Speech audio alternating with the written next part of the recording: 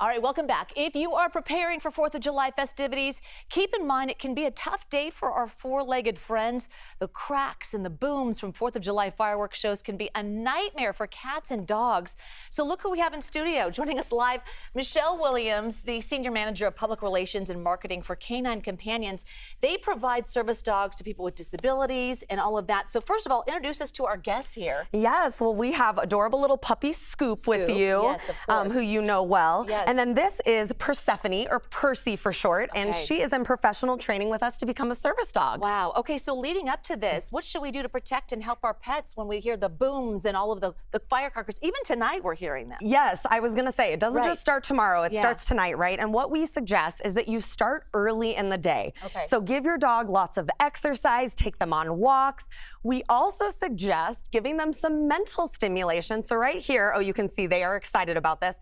I have a Topple toy filled with frozen kibble that has been mushed up in there. So that is a really nice way to get them to kind of a little more mental stimulation while they're eating their meal. Yes. And then we also say, you know, if you can keep them nice and active that day, maybe do some training, get their mind and their body, you know, stimulated. So they can be hopefully a little tired, a little more calm that evening. Once the fireworks start. That's right. Certainly. What else can we do? I know that there's things that you can possibly wear, thunder shirts. Yes, there is. Oh my God, look at how cute they're being. There is something called. Can we show that? Okay, they are being They are being look so they're cute. so TV ready. They're amazing. So there is something called a thunder shirt, which is kind of like a wearable weighted blanket, which can be very comforting to some dogs and people, right?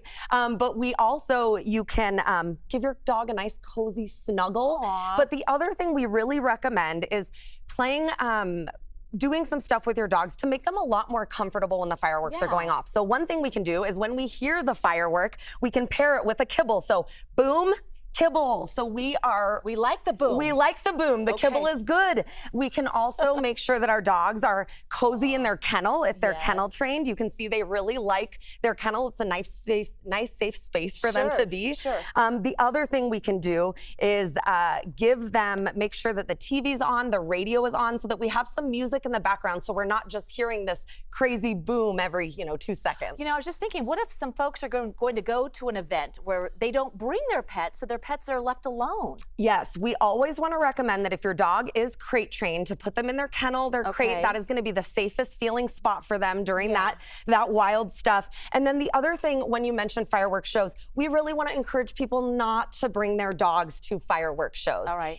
It's just a very loud, exciting environment, and it can be dangerous if a dog maybe runs off. So the other thing we recommend is before you go out for your festivities, make sure your dog has its collar on with its name and your phone number on it. Such a good point. I've done so many stories after the 4th of July, people looking for their dogs because they take off. Yes. And they need to have that identification. That's right. You want to make sure that your neighbor can just call you on the phone. Yeah.